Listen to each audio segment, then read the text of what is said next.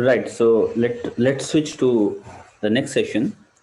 So till now, we have talked about critically reflective teaching, where Pankaj discussed that it's not just important. It's not just about teaching. I mean, if you just teach and you don't observe your students, don't collect data, and then give yourself feedback about your ideas, about your strategies, it might your teaching output might not improve the way you want it to be, right? So that's critically reflective teaching, and critical reflection points forward to research, where research is a formal way to do critical reflection, where we formally collect data, formally analyze data, and then we take feedback from the analysis, and then again improve our strategies to help students learn better. Then Prajesh introduced about computing education research. Now I'm going back to a very fundamental question, that what we understand by research, what are the components, what could be the components of the research for those who have not yet started doing research, or who are just in their initial years of research. So most of us would like to start from scratch. So yeah. So what I would like to discuss here is a story framework, which is Augur, Villages, and Fences. And we'll see that how different writers uh, author stories, write stories, compose stories. So we want to understand the different elements of research, and these are the very basic elements of the research.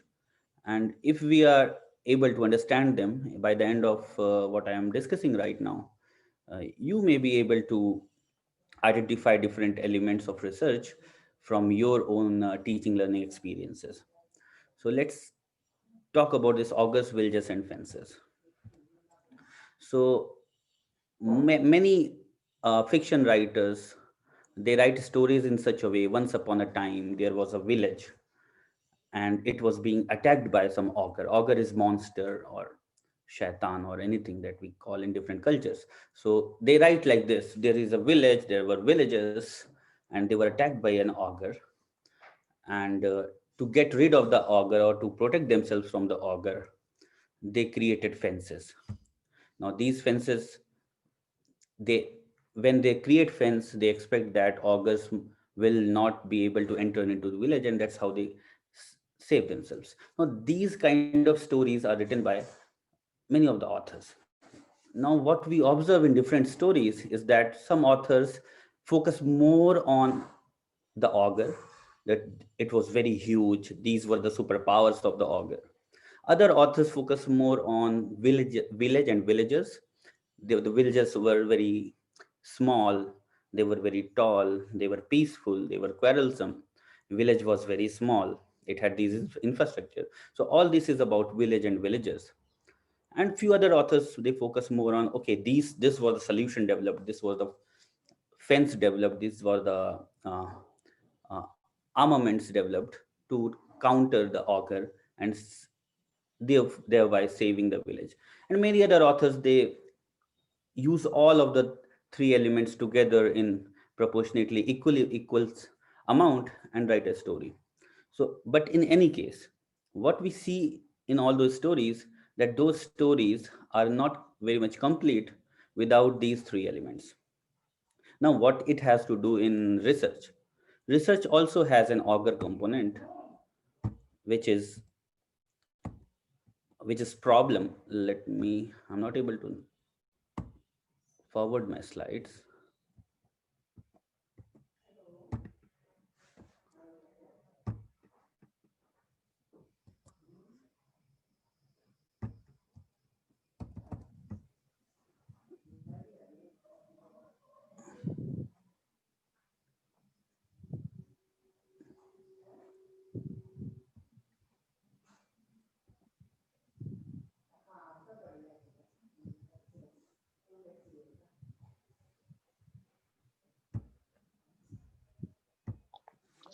Okay, let me present again.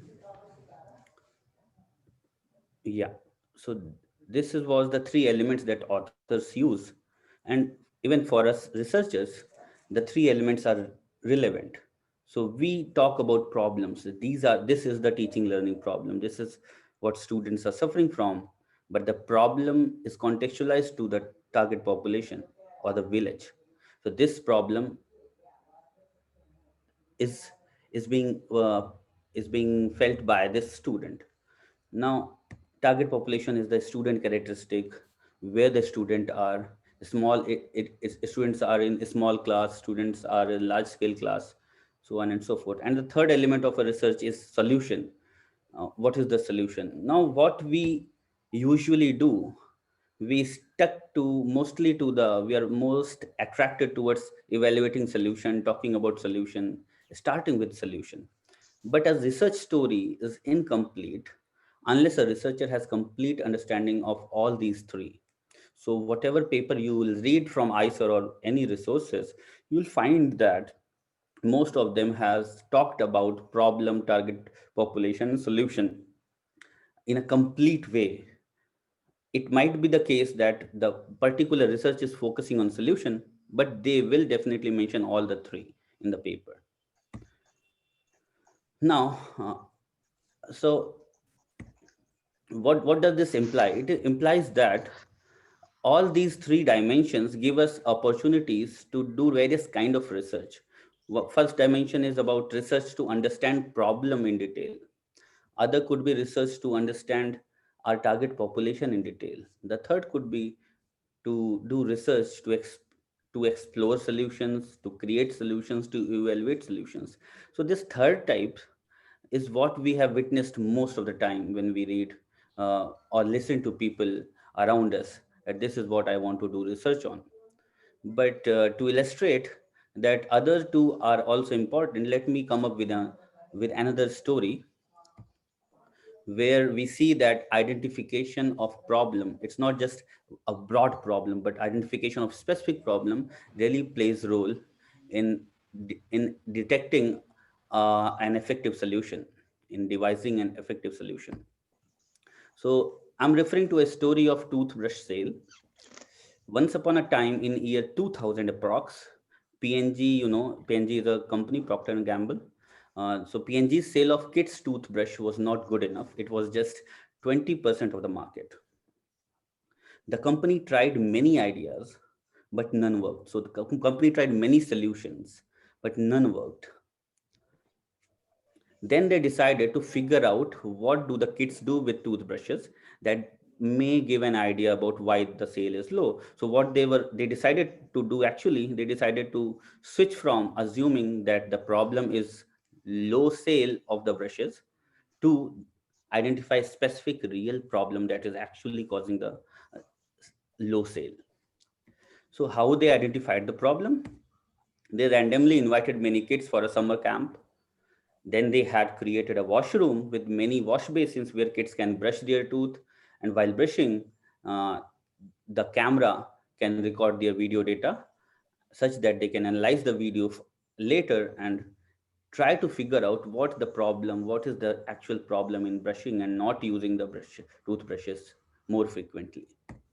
So they analyzed the videos and found the three frequent problems. The first problem was toothbrushes slip off from kids' hands. The second problem is kids punch their mouth while brushing.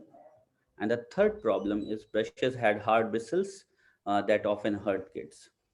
Now they now they decided to, instead of focusing on a broader question, to focus on these specific findings that they actually specific problems that they actually discovered out of doing a serious research.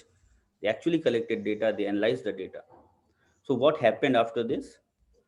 So instead of focusing on a broad problem, how to improve sale, they focus on these three problems. And what it led to the increase of their sale from 20% to 80% of the market. So what's the takeaway from this whole story? The takeaway is people tend to go towards doing something about solution, but they don't much investigate into what the actual problem is. So similarly, it's not just about understanding problem. It's also about understanding your target population, who you want to serve. So in our teaching learning case, our target population is our students, or for some other uh, stakeholders, the target population could be in-service teachers who we are training. So, so understanding problem as well as understanding target population is as important as working around exploring and evaluating solutions.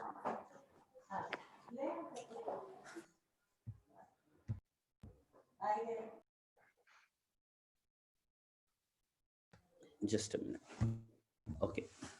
Now, let's do an activity. Use a scenario from your teaching learning experience and identify one description for each of the following: target population, problem, and solution. Okay. So, the activity is about, you'll need to describe one characteristic of a villager, that your target population, one characteristic about the problem, and one characteristic about the fence, the solution. So I have just given one example here. So you will get a tabular format of Padlet. I'll just share the link of the Padlet, and then we can switch to the activity. Sir, your voice is not audible. Hello, am I audible right now? Yeah, yeah, now it's audible. Okay.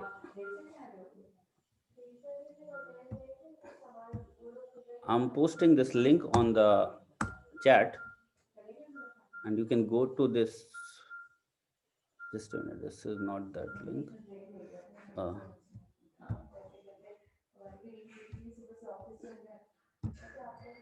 yeah, go to this link, the Padlet link, and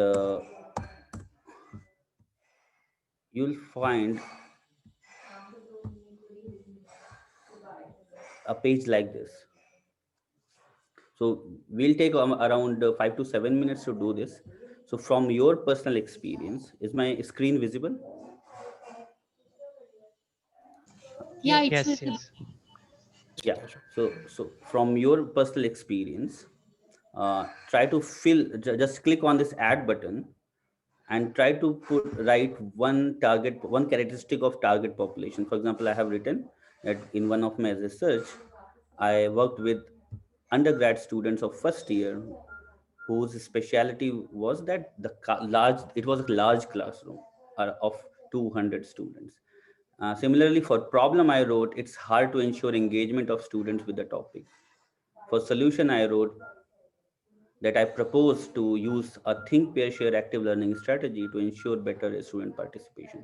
So let's do this activity and try to figure out that what problem, what characteristic of target population, and what kind of solution can we have we experienced in.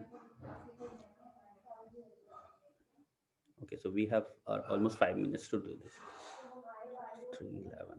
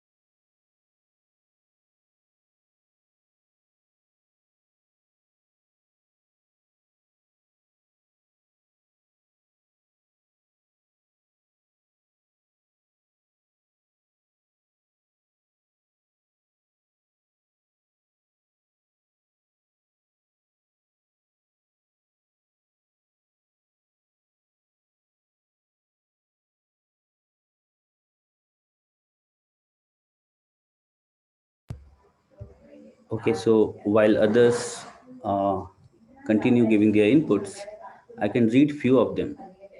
So let's start with some of the target population. So people have written final year CS students, novice engineering students, and higher education institutions churning graduates. Okay, that's village instead of villager, and then engineering students. So when we see that when someone writes novice engineering students, this means that he's not just referring to uh, engineering student, but he is aware that there is a distinction between a normal engineering student and a novice or an advanced engineering student. And this noviceness or advancedness of a student might impact students' learning, might impact the learning, how teacher is dealing with that students or how teacher is supporting the student to learn the required learning objectives. Now let's look at these problems. So uh, look, here is a problem where you say that lack of interest in academic activities. I assume that this problem says that uh, the research objective could be to find a way to improve interest of students in academic activities. And similarly, this is very specific problem. So this is very specific problem about uh, learning of sorting methods. So you might have, whoever has written it, you might have found that okay, sorting is a difficult thing to for a student to learn. Now how to solve it, and there are many solutions obviously.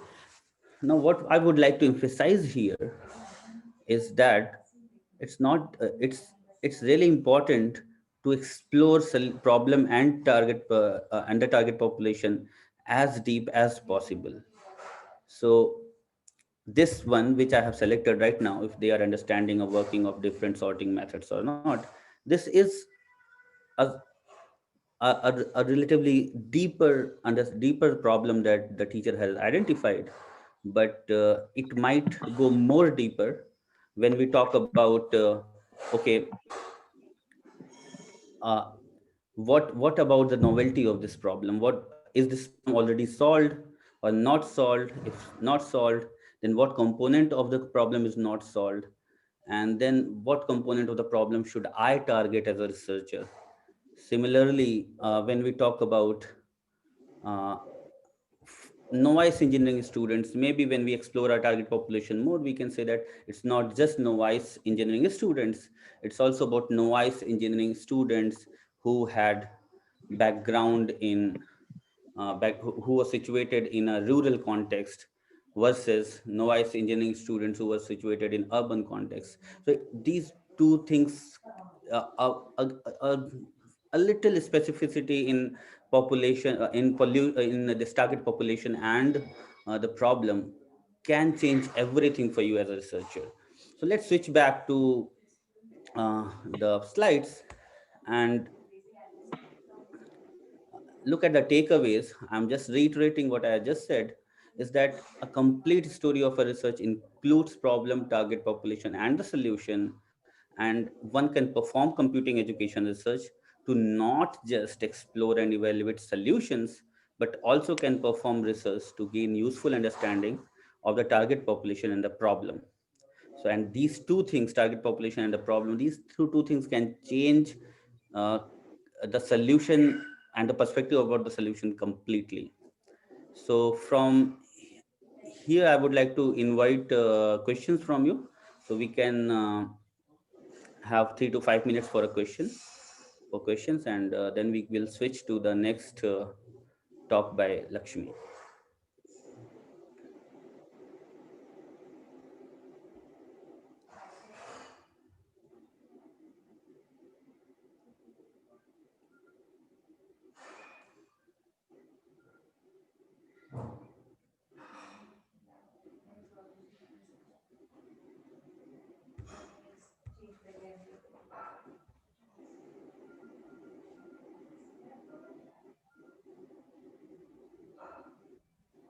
So, Shitanshu, I'll ask a question here. Right. So, there is obviously a balance to be struck between particularizing the question, Hmm. also making it too particular, right?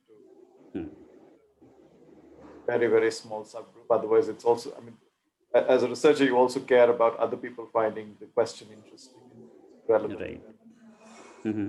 So what are your thoughts on how do you go about finding that sweet spot? Sweet spot between the audience, the community, research community, the reviewers community, and the researcher, right? Correct, correct. Right. Eventually, you want your research to be of interest to the wider community. Um, Yeah. Yeah. So yeah, I mean, this is an interesting question, and I think the next talk is going to give more light on it. But from me, I would like to answer that. You know what? It's if I'm able to specify my target population and the problem, just like we discussed now, uh, and we can also uh, we are also able to describe that what is the novelty factor in my problem. If my problem is not novel, what is the novelty factor in my target population? If my target population is also not that novel, what is the novelty factor in my solution now? And how significantly better or different the solutions effects are on students? So novelty uh, can be brought in all the three dimensions. And I think if any one of the novelty uh, is liked by the reviewers, the research reviewers, we can find that sweet spot. I think novelty could be one of the major key to have that sweet spot. Otherwise, yeah, I mean, if a person, a reviewer, is not interested in a problem at all, but still the problem is needed, necessary, and it's novel, then what we might be wrong at, it could be that we are submitting our research papers, research findings in a wrong place. Maybe some other research community is more suitable for for our work. But as far as our work is relevant, novel, I think we have that sweet spot. If not in one community, then in another one. Sure, sure.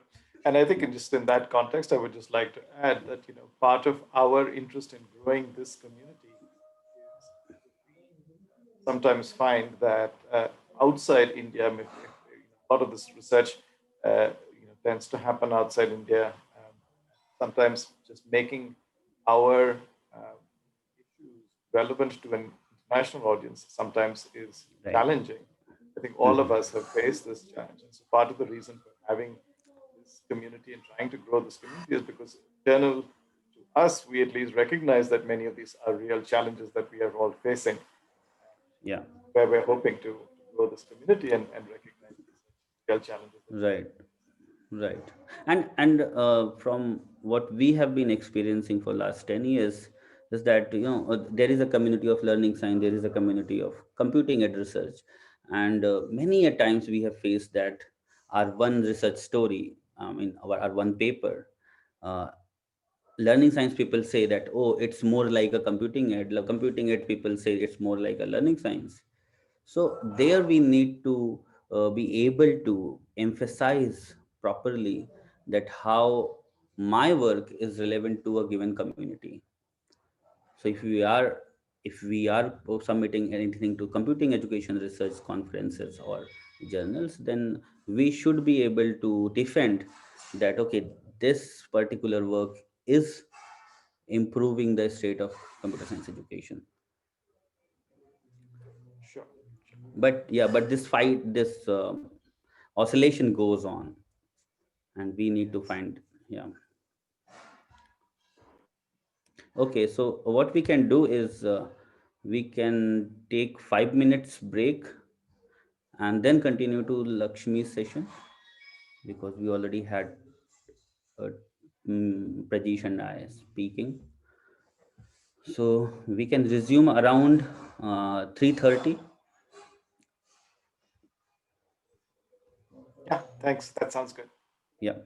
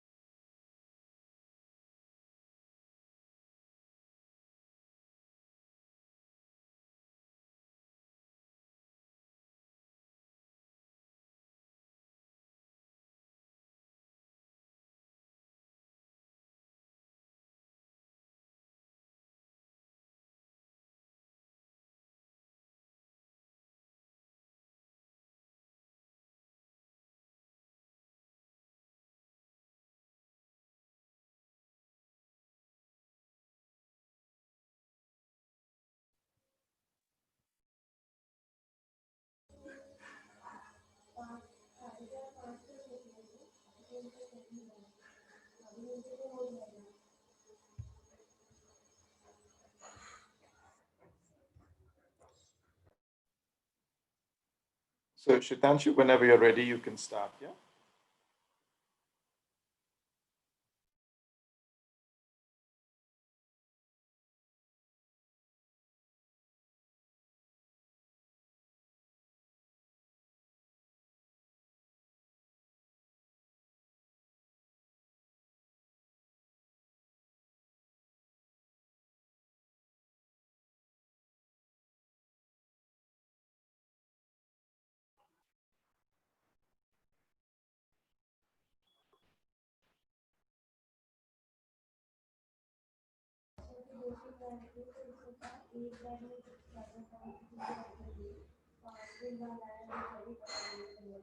Hello. Was I audible? I said a lot of things. No, no, Shitanshu, we're just about to, just hearing you now. Yeah. Okay, so I was just talking, introducing Lakshmi. She's a PhD student at Tech IIT Bombay, and she's about to graduate now. Her work is on software engineering education, which is a subset of computing education research. Over to you, Lakshmi. Thank you so much. Thank you, Shitanshu. So, am I visible, audible? Is my screen visible? Yes. Yeah. Thank you. So, I'm at this position where, I'm supposed to be ending the session, and there's some nice tea waiting for you after this session at your own homes. Yeah. Let me try to summarize until now. So we looked at critical reflection, which Pankaj started from. So now there was this question by Neeraj on the chat, and from Siviraj is also asking about, can you give us an example of this paradigmatic thing about critical reflection and examples? I'll just try to give an example. When we started, let's say long back when we started teaching programming, there was this associated geek gene to it. So now people are reflecting back on it. If if we think of programming as some kind of an innate talent, and there is this geek gene, and if you look at it, because of why a lot of let's say women couldn't really participate, a lot of other diverse learners couldn't really participate in that. So there was a lot of exclusion that happened based on it, and so people are trying to now reverse it with a lot of programming through various ways, like stitching has been now introduced to programming, robo making, or those kind of things. So to go back to Professor Viraj's question, this could be one example. And to again answer Neeraj's question of, if it is different from humanities, the idea is to take the methods and some theories, but critically reflect on our own practice, and also try to, make a theory of how learners in our domain learn. How can we, what are the difficulties they have? How can we, alleviate those difficulties? So those are the kind of things that we work in computing education research. Now, Prajeet touched upon an important point about, literature reading. We had to look at how do you look at which are the important places. Even Prajesh is the one who runs our computing education research blog. Uh, it's very necessary. I mean, that's a starting point for most of the things. But the point that becomes is that if you keep reading on it and you keep reading on it, then you see the kind of, the concept map that we saw in Sridhar sir's keynote, that, one area keeps getting bigger. Like if you see programming keeps getting bigger. And also we need to act on it. How to act on it? Shitanshu wonderfully with the story tried to explain that, we have villagers. You could look into villagers' problems, deeply into villagers' problems. You could look at ogres, and also you could look at fences. But at the end of it, there was a question that again Professor Viraj asked, which was, are all problems good? I mean, I can list, I mean, we know as teachers, there are around 60 people, and I'm assuming that, they're all practitioners and they're all teachers. Are all problems, good problems? Are all solutions that we think of, research solutions? Are all fences that we kind of build, valid fences? So I think that's what this session is about. This session is about trying to look at a very practical standpoint of, what is a research proposal? How do you create such a research proposal? And I'm reiterating the goal of the workshop is that, we move from practitioners to CS researchers so that we build this community. We conduct systematic studies and to see whether our data is, whether to collect data and to see whether our idea is working. We provide evidence to support a conclusion. So this is where the goal of the workshop is, to try to get you to this point. It cannot happen in, let's say, 4 hours, but to just provide starting point. So I am setting some goals for all of us, is that, you know, we identify these features of the research ideas. What are features of research ideas? Like Shitanshu was talking about the villagers, ogres, and the fences. Now, what are some nice features that can be extended as a research proposal? And also utilize this idea proposal template to create research proposal in computing education research. So I will provide some kind of scaffolds to start using it, and also give you pointer to resources where you could, you know, go ahead and take this IPT of yours that you're creating in this workshop to convert it into a research proposal.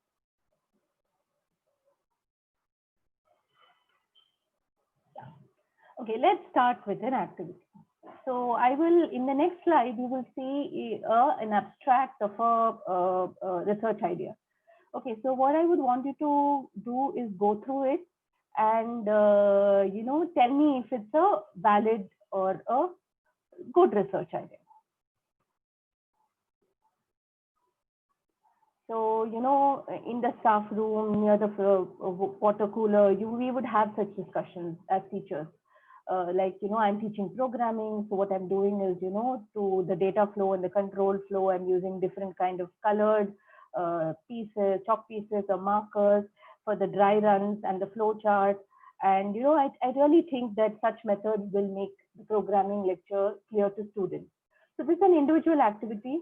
So all I want for you is to just read and, you know, individually answer to yourself that, can this be a research idea?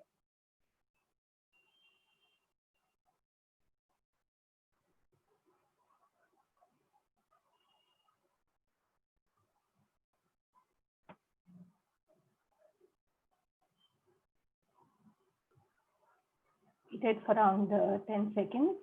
I hope we all would have an answer. So, you know, this is an obvious thing that this would, most of us would do it. The compilation of obvious or known solutions cannot be a research idea, even though it may have value as an effective teaching strategy. So I'm not undermining the value of it as an effective teaching strategy. You know, we all as teachers would know that, you know, this is a good thing to do, it's a good practice to have, to, you know, to explain the data flow and the control flow, different kind of colored markers, but it's very obvious. So it cannot be a research idea. So what we could do is, we need to set, like Shitanshu is also touching on it, that we need to look at if the problem or the context or the solution needs to be novel. So we may have tried different kinds of solutions, like, you know, someone said that they're not able to grasp, the mathematics is not really, they don't have a lot of knowledge about it.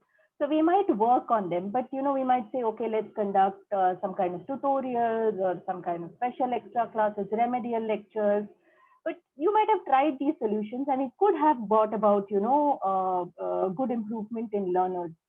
But they all cannot be converted into a research idea, because you'll have to see the novelty of the problem or the context or the solution. Now let's look at another one. So here what I want you to do is answer on the chat. Read this. There are around 60 participants. Read this.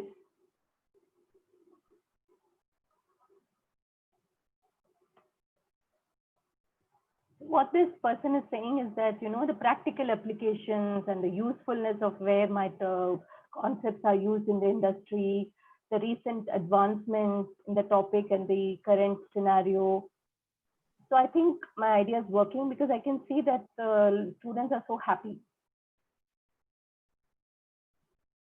So I want to see if there are any responses.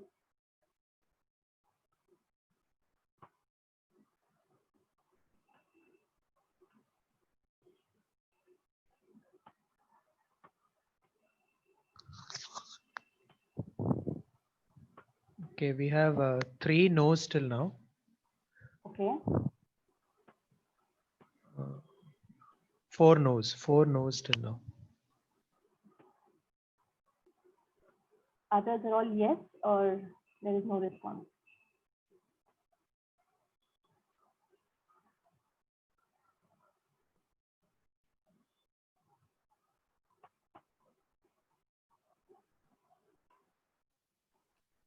So if you're a lawyer, then you have to treat silence as consent, right? Okay. So, Yeah, we have 5 okay. no's till now. Yeah. Okay. So I'll go ahead and then explain the takeaway. A report of a strategy that you implemented, even though it may contain a good idea, cannot be called as a research idea. What do you need along with it? You need to show why your strategy is unique. And also, how would you do that? You would show that when you read literature and say that, you know, this person has done this person has done this, whereas I'm trying to do this, and this is how my research is, you know, different from what people are doing in the particular domain. Let's say, for example, you might say that, you know, many people are teaching using Scratch, and other one, there could be other thing that they talk about, you know, I give a lot of projects in Scratch, but then what you do is maybe you try to develop a tool which you do an automated hints while students are doing Scratch. So then you might say, okay, this person actually is using Scratch, this person in CS 101, this person is using projects, but what I'm trying to do is I'm trying to give this automated hint. So you will have to show that and add details to show that your strategy is unique.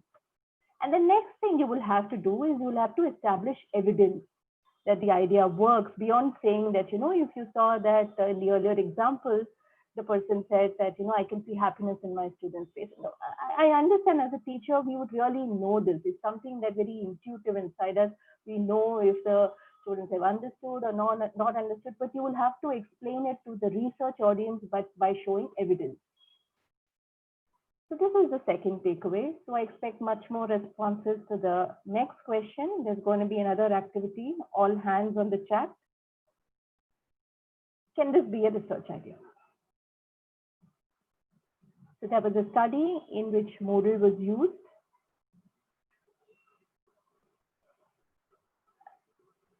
And then the instructors kind of, all the activities was done via Moodle. And instructors were asked to the benefits and barriers to using Moodle. I see. Okay, I see it.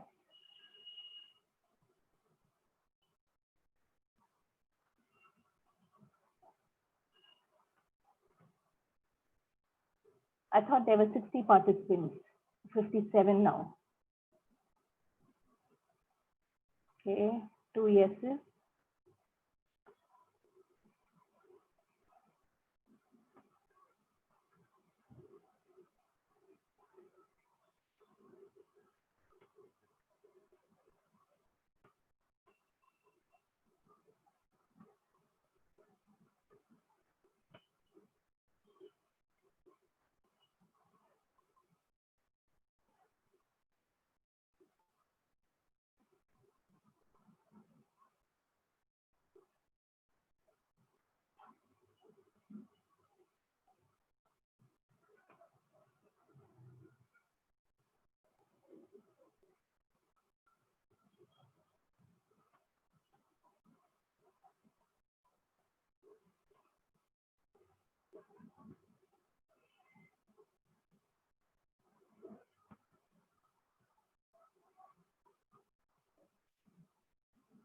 Okay, okay. I see the response is kind of dwindling now. So there were a good amount of yeses. There were a couple of maybes. And there was, I think, one no. So let's look at what we are trying to say here. So use an EdTech tool in a routine manner. So this person is using, because the Moodle was supposed to be used as an LMS, and this person is trying to use it as an LMS and then kind of looking at, you know, what are the instructor perceptions towards usage of it. The use of an EdTech tool in a routine manner may not be a good research idea. So what you need to do is you need to implement an innovative method. So what is innovation? If we just go back a couple of slides ahead, we kind of spoke about novel and positioning. And we need to achieve a teaching learning goal. So if you look at the whole thread of from the morning that we saw, was that we put the learner in the middle and we said there are certain goals that the learner wants to achieve. Let's say it could be a cognitive goal, it could be a situated goal, or it could be some kind of a critical goal that the learner wants to achieve. So we need to implement it and use the tool to achieve a teaching learning goal. So that is the takeaway. So then I'm just going to go to the next takeaway, so that you have had like two quizzes and activities. So I'm going to jump right ahead to the next takeaway. So it is not enough that we just develop an instruction material or a research material or some kind of teaching learning tool, even if it's based on an innovative idea. What you need to do is that you need to show that the material has resulted in some improvement in student, either learning or engagement or different goals that we just spoke about. So those are the things. Now we spoke about all these 3 points, but now can we look at them together in a research idea? So that is the next set of activity that I'll take you through. This involves some amount of on-screen reading. So yeah, before we just do that, I'm just trying to give a sort of a set of takeaways that whatever we saw until now: compilation of obvious solutions, a strategy without evidence, in a routine manner, just development or some instructional material. Cannot be like a CER idea. So yeah, so I'm going to take 2 minutes and ask you to just read this abstract. And then I will take you through all these ideas that we've just spoken about until now together. So I'm starting the 2-minute window now. 3:48 here.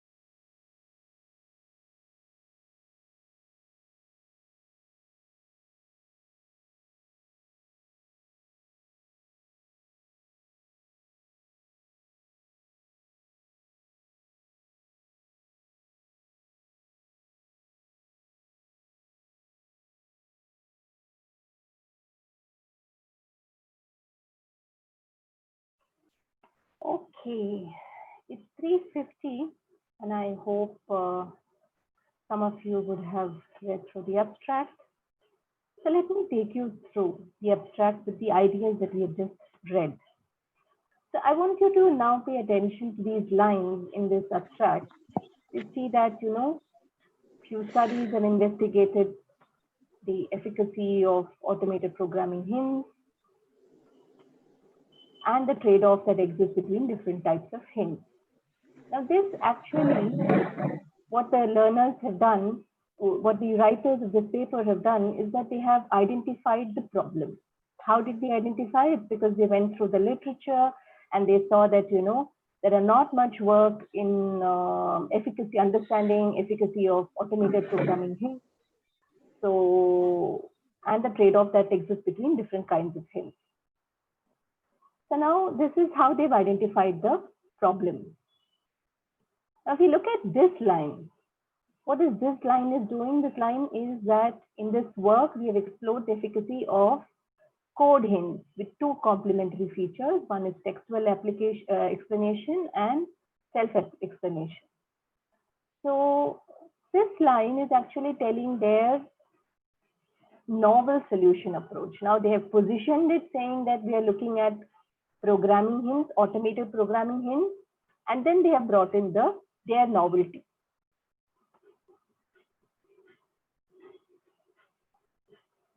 Now let's look at what they have done. So to do this, they have implemented, they conducted two studies in which novices completed two programming tasks in a block-based programming environment with automated hints. So this shows that there was this sound procedure. So there was a question earlier about, what are the research methods? So this is the research method that to answer this question, the authors of this paper have taken, that they have done two experimental studies and, okay. We will share, the slide has the link to the paper, so we will share that as well. And if you look at these lines, so this kind of says how they have gone about doing it. So there was a randomized experiment in the sense that, random, you have a test and you have a control, who goes into the test, who goes into the control. There was this randomization done. And then accordingly, they were given this tool or not given this tool with a specific hint. And they found that the solution also that they found that, the code hints with textual explanation, they significantly improved the programming performance. Here you see that, how all these ideas that we have been talking about, that you need to implement, you need to measure, show evidence, you also need to position your research idea, which it needs to be novel. So all these ideas are coming across in this abstract. Yeah, the precise problem description, novelty of the solution, there is a sound procedure which they have followed, and there's an evaluation. Okay, now I've done too much talking. So let's look at this individual activity. Now I want you to respond on the chat. Reflect on these characteristics. Are there any questions that pop in your mind?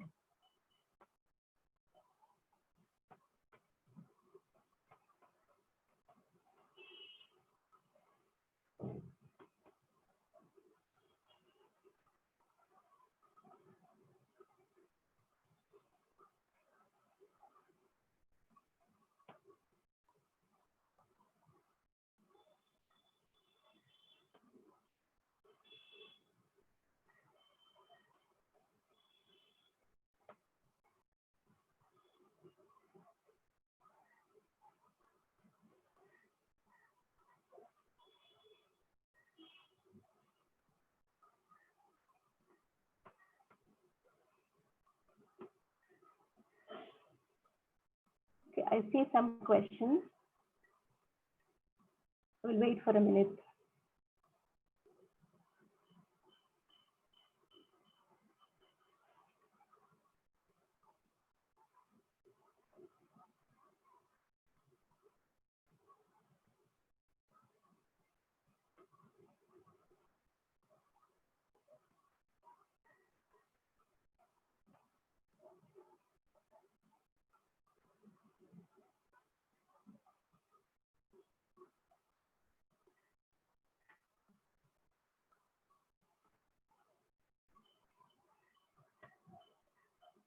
Okay. Okay, so I see some good questions. Yeah, maybe we could just copy them.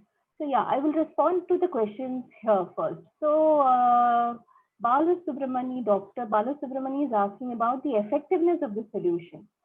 See, effectiveness is just a metric. Like if you remember Sridhar sir's talk in the morning, he spoke about different metrics that are there. We need to, that depends on the question that you're asking. Are you evaluating the effectiveness? Are you evaluating the attractiveness? So that depends on the question that you're asking and the researcher's intention of how to answer that question. So the evaluation of solution needs to be there. And there was one more question from Neeraj, is the evaluation always based on survey?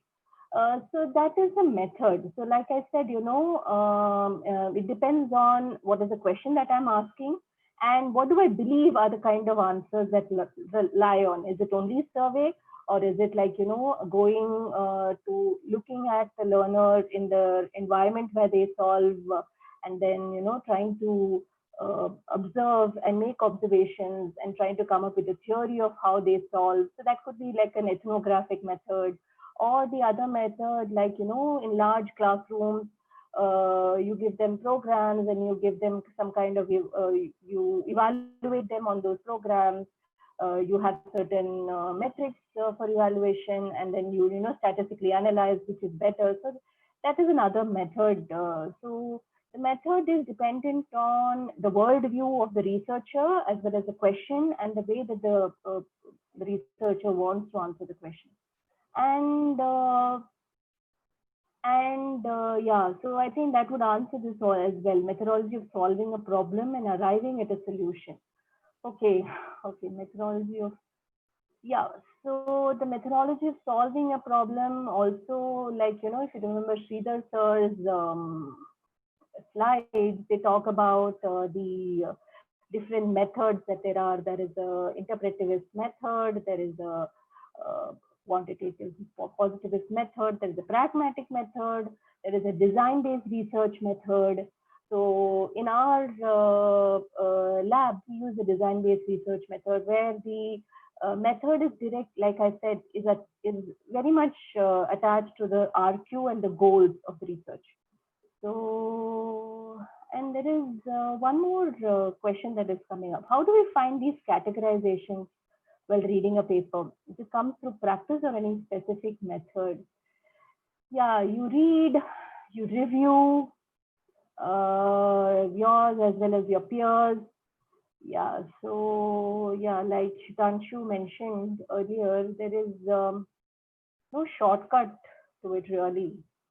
You read, you discuss, yeah, that's the only thing that I can answer. Yeah, so I think I pretty much covered the questions. Yeah, just now let's look at the earlier questions that were there. So before the earlier workshops, people, asked, I'm sure my idea is novel, but did not find any paper regarding it. Can I now claim it to be novel? Because that's a line that, is very dear to every researcher. We did not find any work on this, and so we claim that, our idea is novel. So there is this thing that is always said in our lab. If you think about something, you make sure that, there would be like many people who would have thought about it. So yeah, if you didn't really find, you have to keep searching. So what is the difference between novelty and positioning? How to evaluate soundness of a procedure? I think earlier somebody asked this question. And then, there is this question that kept asking, I'm sure I have all these 4, but still sometimes my paper gets rejected in ICER and in my journal paper, TOXI, and all those. Why? I briefly try to answer this in the next slide.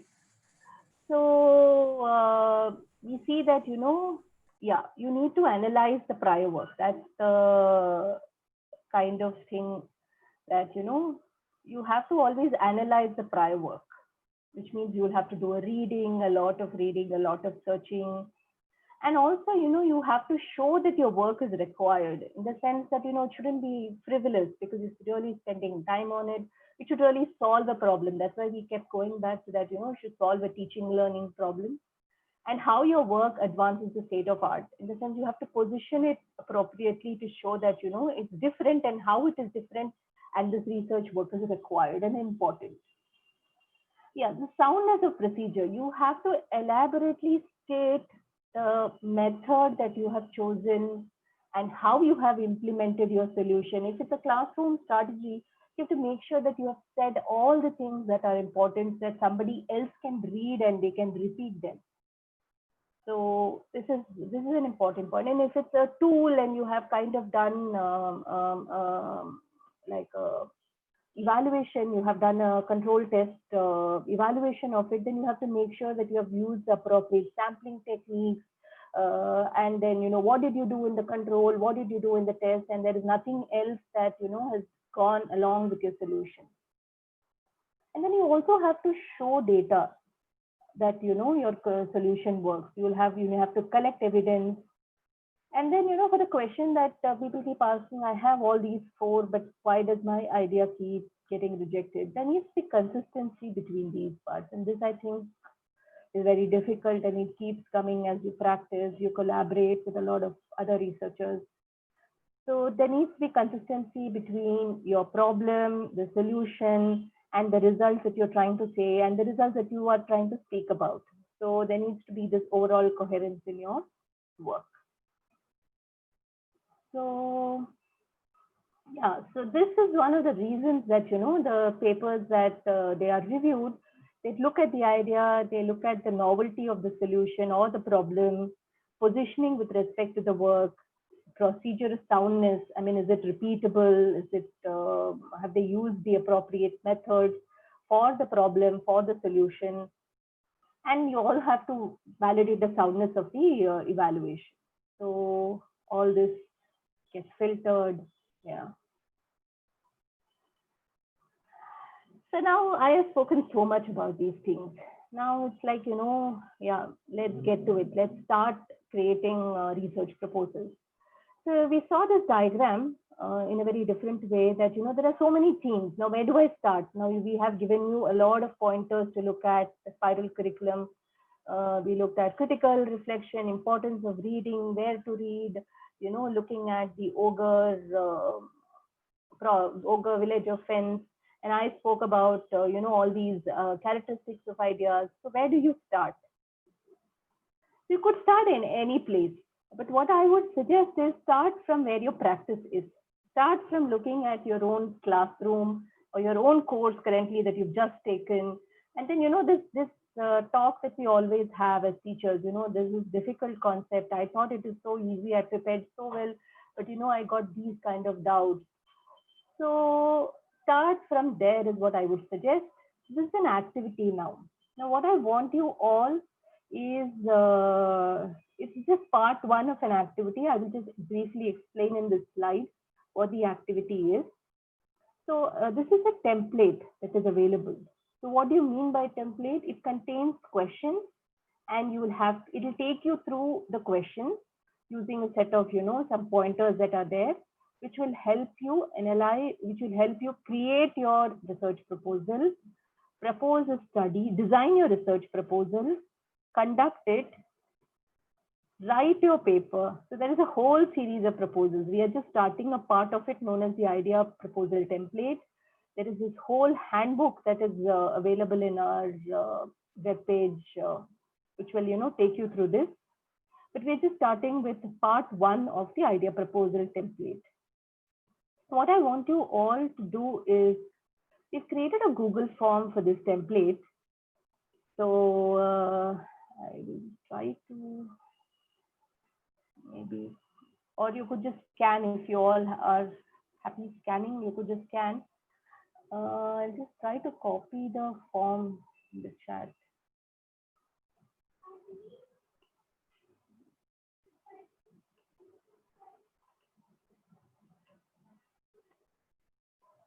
Yeah, Shitanshu, can someone just post the links on the chat? I'm not able to copy it here.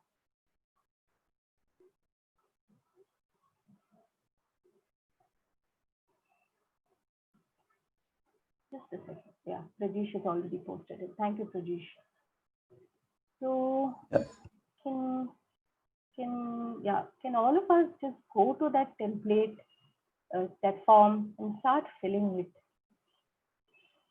We have half an hour more.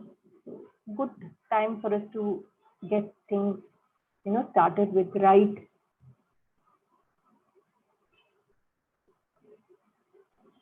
So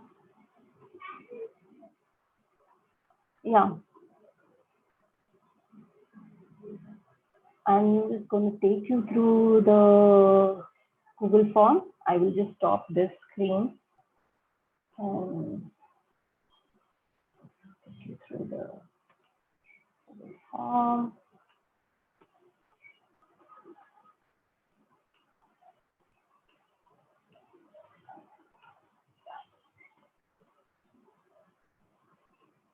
Yeah, so this is how the form looks like.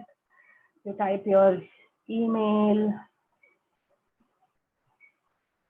So you could do it along with me as I'm doing.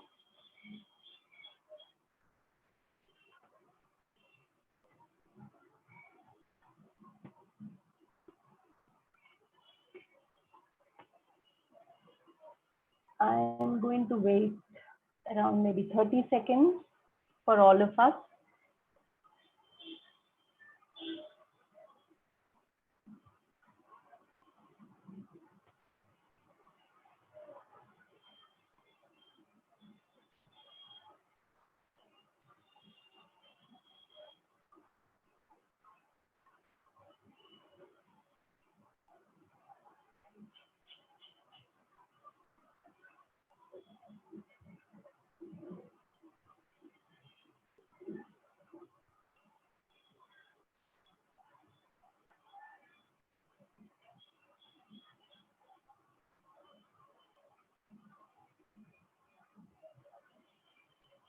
So I just counted until number 30 and assume you all would have finished the first section.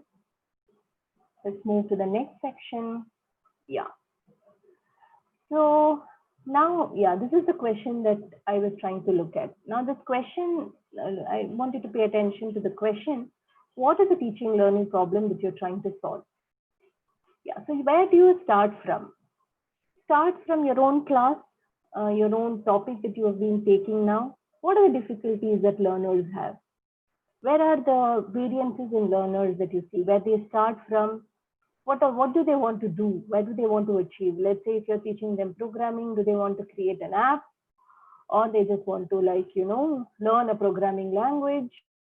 Or they want to be like one of the top reviewer or one of the top contributor in a GitHub community. So where do they start from and what do they want to achieve? Yeah. So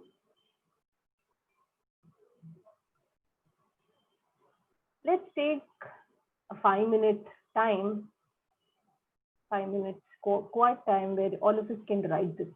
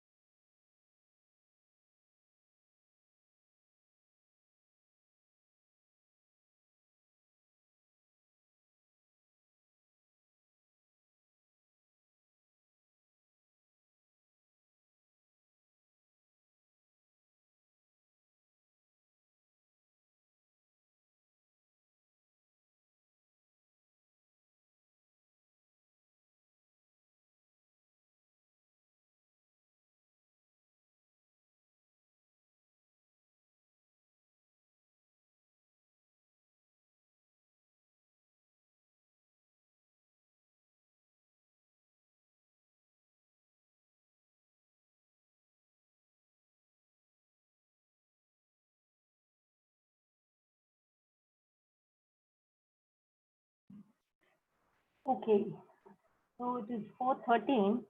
We started at around 4:08 p.m. So I assume some of us would have, written certain problems that we see with our learners, teaching learning problems. So that is an important thing that, not that, they're not able to, they're not paying attention, but let's get to some specific teaching learning problem. I could give some examples like in programming, the one example that we see a lot is that, non-CS major students are finding having difficulties in understanding the idea about difference between recursion and iteration. This is one often, this is one often cited problem that, so how do you get non-CS majors? Because I believe CS programming is now mandatory course across all the first years. So in non-major CS students, how do we get them to understand the difference between recursion and iteration? Now, another problem from, let's say, data structures could be that, given open-ended problem, students are unable to choose the right data structure because you will have to think about, the scalability, the big O, the algorithmic complexity that is there associated with the operations that you're going to do, all those things. So all those things, they are not able to integrate and think about it as a solution.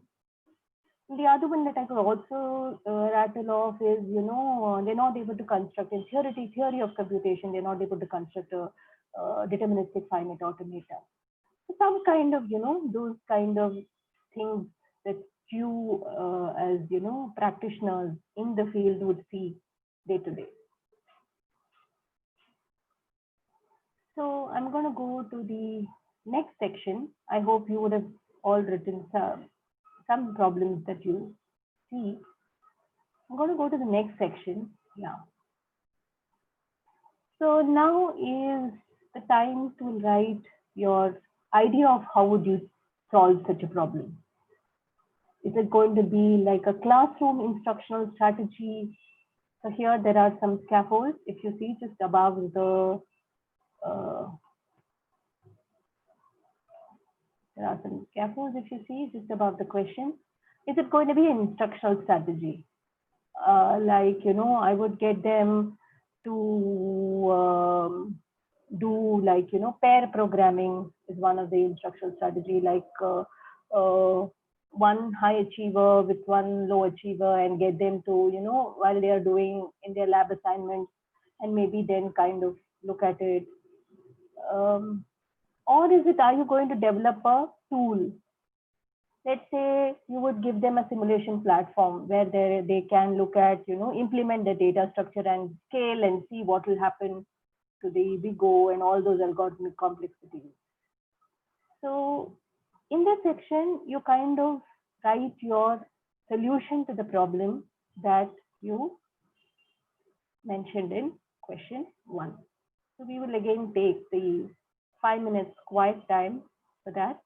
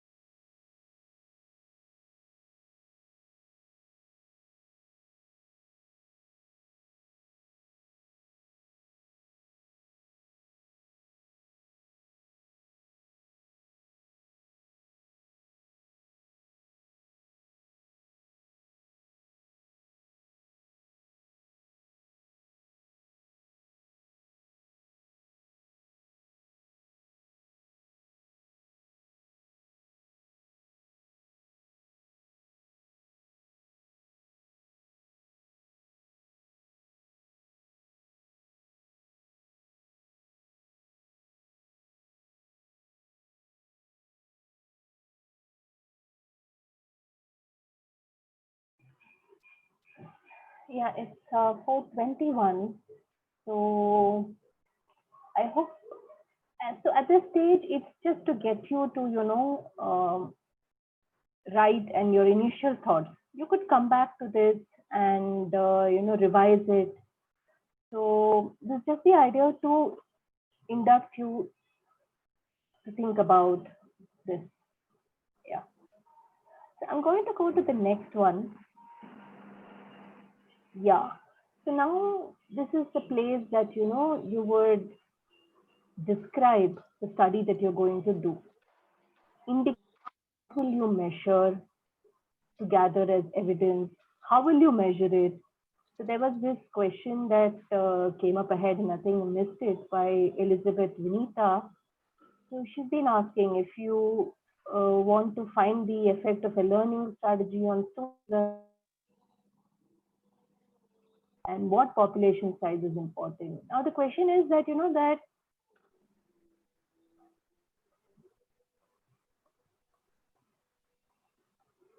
is, so ask yourself, what is the answer that you want to say, Anita? Do you want to say that what is the population that you're looking at? Who is your sample? Are you looking at what kind of learners? Are you looking at low achievers? Are you looking, what learning performance you're looking at is through the end semester or some specific test that you have done?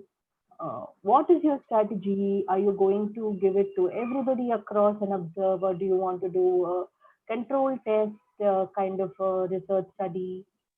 So yeah, those are the questions that you will have to ask and find the answers to them, because it's ultimately who you are going to answer. So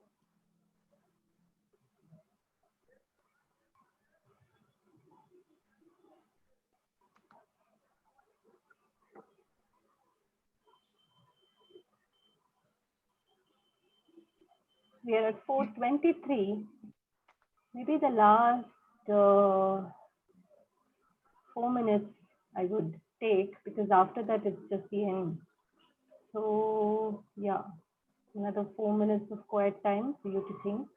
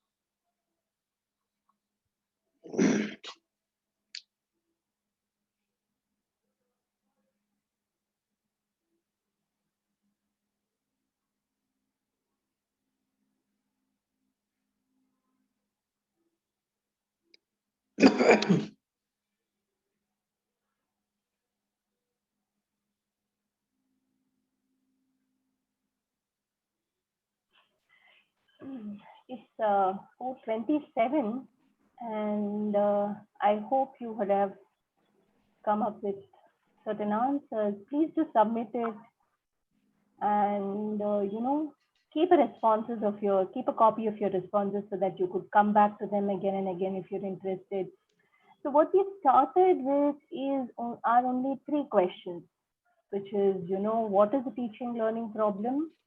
What is your idea or your solution? And how are you going to conduct the study? What are you going to measure? So there are a whole set of other questions that you'll have to keep doing. There is question 4, which will talk about how to position, look at all do a literature review. Question 5 on how to position. Question 6 on talk about summarizing all those things. So we started with only question 1, 2, and 3. So these templates and workshops, these templates are conducted as a 1 week kind of a thing, intense. They're all very intense workshops. We thought we would just start you with these 3 questions. Please do submit so that we get your responses, and we do a critical reflection of our own work. Yeah. So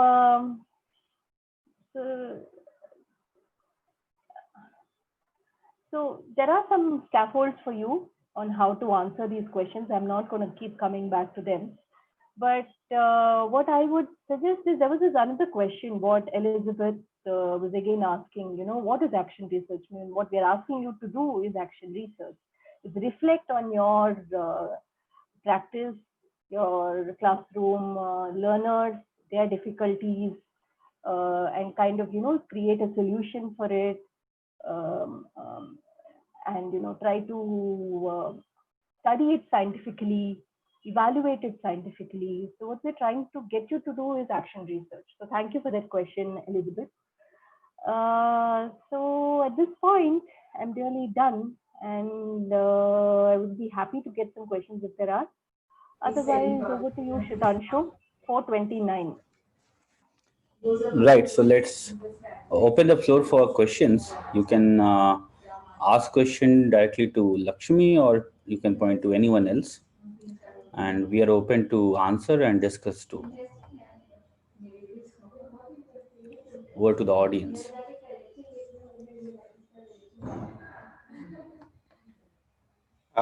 This is actually more a comment than a question, but I'd like one of you to maybe put some more detail into it.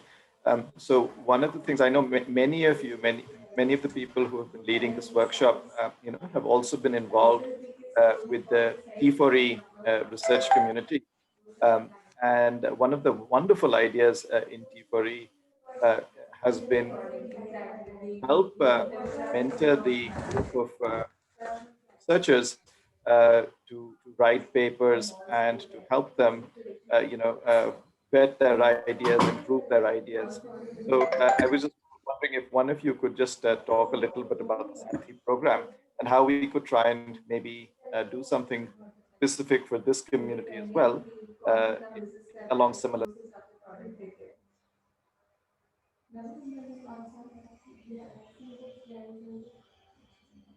You are not audible, Viraj, or you muted. Oh, I'm sorry. Sorry. I was asking about I think it's the Sarthi program, right? That T4E runs. Am I audible now? Yeah. Yeah. So this was the program to help people, mentor them through their research journey, and get them to write high quality papers. And I was wondering if one of you could comment on how we could try and replicate that with this community as well.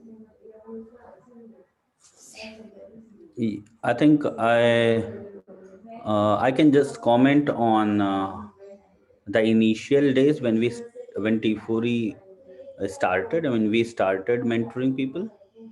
So one of the things that our department does is training teachers in effective use of educational technology.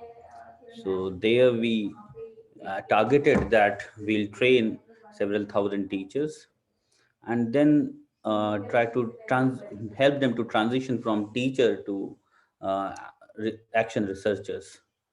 And one of our evaluation criteria was that at least X number of teachers should be able to publish paper in T4E. Publishing paper in T4E means they have achieved a level where uh, they can cross, uh, they can pass through the reviewers uh, reviews, and have ability to produce a coherent research work.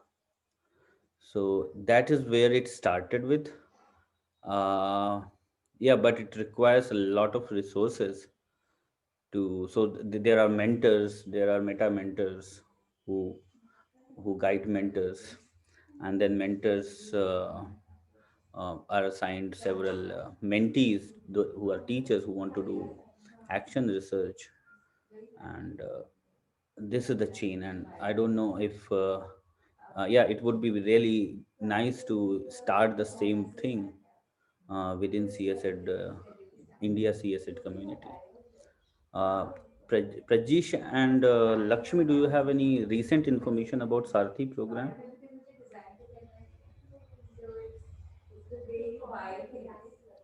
Uh, I'm not aware because this year, since T4E has been cancelled, I'm not aware of any program happening right now.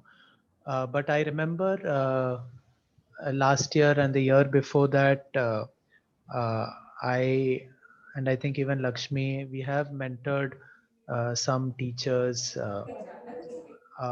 in helping them, revise their research papers for T4E. So yeah, as Shitanshu said, there were people who coordinated with the people who wrote the papers, and us, who helped in reviewing the papers. And uh, so yeah, it requires a coordinated effort, and yeah, it will be really great if we can do it here also. Yeah. Yeah. Lakshmi, if I'm not wrong, you have been on the both sides of this. I knew Shitanshu would pull me in with this. Yeah. So Shitanshu has also been my mentor. So like I Me? said, yeah, Okay. for my one of my initial papers as a teacher. So I was an instructor in a private engineering college here in Mumbai for around 3 years. So yeah, so most of those initial ideas about computing education research or even edtech research was from many of these workshops that happened across institutes. And like I said, like I was one of the mentees, so I transitioned from being sorry for the background noise. I transitioned from being instructor, and now I'm yeah, on this side. So yes, Right. like Excellent. my other Thank you for colleagues have sharing that. been. Okay, let's thank you, Lakshmi. And what, any other question or any other comments that we can discuss about?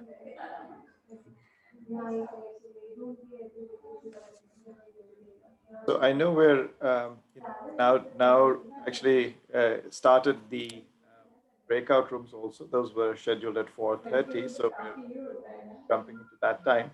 So I think if there are no more questions that we're seeing on the chat, Shitanshu, we can probably wrap up. Sure.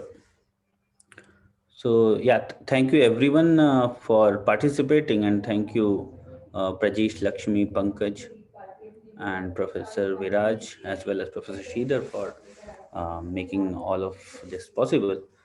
And yeah, we will have one talk on 12th in the same conference, where we are going to discuss about how all of us, CS educators community, can come together and collaborate together uh, to execute uh, couple of research questions, and maybe that is a 1 year long project, and you all could be part of it. So more details about it will come on 12th, uh, and I welcome you all to that session. Thank you everyone for joining. So it